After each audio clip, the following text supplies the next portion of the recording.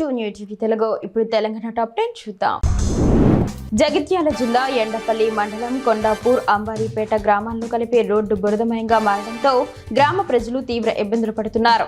రోడ్డును వెంటనే బాగు చేయాలని సంబంధిత అధికారులను, రాజకీయ నాయకులను గ్రామస్తులు కోరుతున్నారు. కాంగ్రెస్ కంచుకోటగా పేరుగాంచిన కొండాపూర్ గ్రామంలో ఈ దుస్థితి నెలకొనడంపై స్థానికంగా ఆందోళన వ్యక్తమవుతోంది. ఈ సమస్యపై సామాజిక మాధ్యమాల్లో వైరల్ అవుతున్న వీడియోలు ప్రజల ఆవేదన తెలియజేస్తున్నాయి.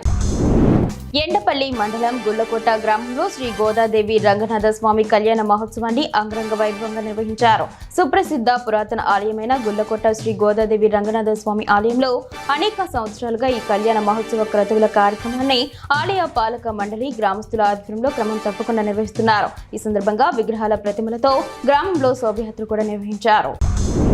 కోదాడ యూటీఎఫ్ కార్యాలయంలో స్వామి వివేకానంద జయంతి, యూటీఎఫ్ ఉద్యమకర్త మైనేని వెంకటరత్నం వర్ధంతి, ప్రజాకవి ప్రభాకర్ జయంతి వర్ధంతులను ఘనంగా నిర్వహించారు. ఈ సందర్భంగా జిల్లా ఉపాధ్యక్షుడు పి శ్రీనివాస్ రెడ్డి మాట్లాడుతూ మహనీయుల ఆశయంలో ఆచరణలో పెట్టాలని పిలుపునిచ్చారు. ఈ కార్యక్రమంలో ఆడిట్ కమిటీ సభ్యులు టిఏ జనార్దన్, జిల్లా కార్యదర్శులు ఎన్ నాగేశ్వరరావు, పి పాండురంగచారి, మండలాల బాధ్యులు పాల్గొన్నారు.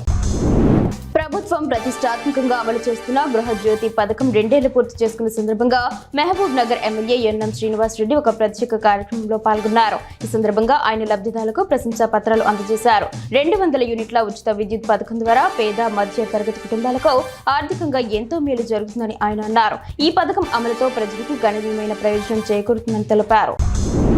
మహబూబ్ నగర్ జిల్లా కలెక్టర్ విజయేంద్ర బోయి ప్రజా సమస్యల పరిష్కారంలో నిర్లక్ష్యం వహించకూడదని సూచించారు. జిల్లా కేంద్రంలోని సమీకృత కలెక్టరేట్ కార్యాలయంలో ప్రజావాణి కార్యక్రమంలో ప్రజల నుంచి ఫిర్యాదులను స్వీకరించారు. ఈ కార్యక్రమంలో అదనపు కలెక్టర్లు శివేంద్ర ప్రతాప్, మధుసూదన్ నాయక్, ఆర్టీఓ అనిల్ పాల్గొన్నారు. ప్రజల సమస్యలను సత్వరమే పరిష్కరించాలని అధికారులకు ఆదేశాలు జారీ చేశారు. సాంఘిక సంక్షేమ పోస్ట్ మెట్రిక్ వర్కర్లకు 12 నెలలుగా పెండింగ్ లో ఉన్న వేతన బకాయిలను చెల్లించాలని కోరుతూ ఐఎఫ్టియు కొత్తగూడెం పట్టణంలో ప్రదర్శన నిర్వహించి బస్టాండ్ సెంటర్ వద్ద ధర్నా చేపట్టింది. రైటర్ బస్తీలోని ఐఎఫ్టియు కార్యాలయం నుంచి బస్టాండ్ వరకు ప్రదర్శన కొనసాగింది. ఏడాదిగా వేతనాలు చెల్లించకపోవడంతో కార్మికులు ఆర్థిక ఇబ్బందులు ఎదుర్కొంటున్నారని ఐఎఫ్టియు నాయకుడు గౌని నాగేశ్వరరావు ఆరోపించారు. జాతీయ స్థాయిలో మహిళలు ఎదుర్కొంటున్న సమస్యలు, వాటి పరిష్కార మార్గాలపై చర్చించేందుకు అఖిల భారత ప్రజాతంత్ర మహిళా సంఘం 14వ జాతీయ మహాసభలను ఈ నెల 25 నుంచి 28 వరకు నగరంలో నిర్వహిస్తున్నట్లు ఐద్వా రాష్ట్ర అధ్యక్షురాలు అరుణ జ్యోతి తెలిపారు. చిక్కడపల్లిలోని ఆర్టీసీ కళ్యాణ మండపంలో జరగనున్న ఈ మహాసభల పోస్టర్ను ఆల్ ఇండియా ట్రెజరర్ పుణ్యవతి, రాష్ట్ర general secretary Mallu Lakshmi, secretary Ashalatha సెల్లతో కలిసి ఆవిష్కరించారు. ప్రముఖ రచయిత్రి నటి రోహిణి ఈ మహాసభలను ప్రారంభిస్తారని చెప్పారు. సంగారెడ్డి జిల్లా మునిపల్లి మండలం చిన్న చెల్మడ గ్రామంలో దుర్గా భవాని ఉత్సవంలో భాగంగా పీర్ల గంధం ఊరేగింపు ఘనంగా జరిగింది. గ్రామ శివార్లోని మైబూ సుబాని దర్గా వద్దకు డప్పు చప్పులతో ఊరేగింపుగా వెళ్లి గంధం సమర్పించి ప్రత్యేక ప్రార్థనలు చేశారు. ఈ కార్యక్రమంలో పలువురు నాయకులు, ఆలయ కమిటీ సభ్యులు, మైనార్టీ సోదరులు, యువకులు పాల్గొన్నారు. ఈ ఊరేగింపు కార్యక్రమం దుర్గా భవాని ఉత్సవంలో మొదటి రోజు జరిగింది.